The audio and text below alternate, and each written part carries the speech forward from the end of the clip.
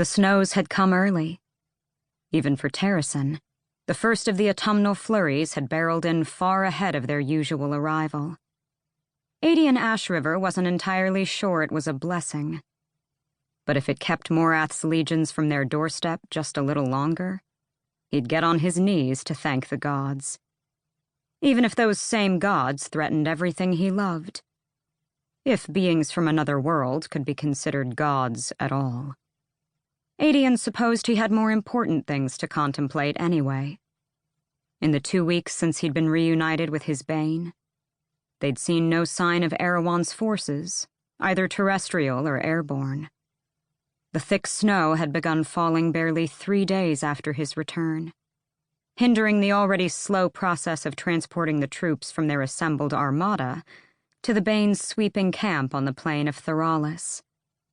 The ships had sailed up the Florine, right to Orinth's doorstep, banners of every color flapping in the brisk wind off the staghorns.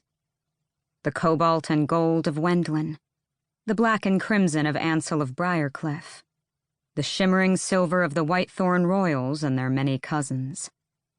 The silent assassins, scattered throughout the fleet, had no banner, though none was needed to identify them. Not with their pale clothes and assortment of beautiful, vicious weapons. The ships would soon rejoin the rearguard left at the Florine's mouth and patrol the coast from Ilium to Suria. But the foot soldiers, most hailing from Crown Prince Galen Ashriver's forces, would go to the front. A front that now lay buried under several feet of snow, with more coming. Hidden above a narrow mountain pass in the Staghorns behind Owlsbrook, Aedion scowled at the heavy sky. His pale furs blended him into the gray and white of the rocky outcropping, a hood concealing his golden hair, and keeping him warm. Many of Galen's troops had never seen snow, thanks to Wendlin's temperate climate.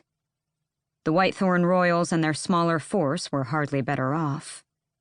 So Aedion had left Killian, his most trusted commander, in charge of ensuring that they were as warm as could be managed.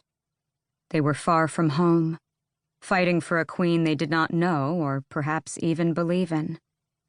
That frigid cold would sap spirits and sprout dissent faster than the howling wind charging between these peaks.